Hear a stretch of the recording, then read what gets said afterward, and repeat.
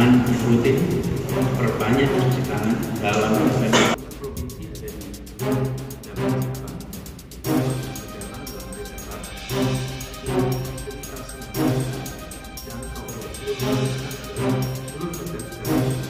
puskesmas maupun SOD semuanya siap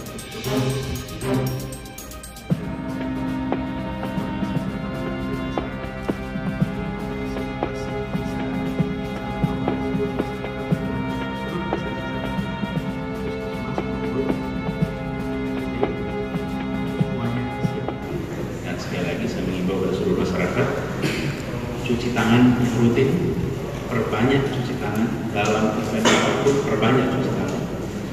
Yang kedua, bagi yang mengalami batuk, pilek, flu, maka etika dijaga pada saat batuk tutup, gunakan masker karena etika ini menjadi penting sekali menjaga potensi penularan.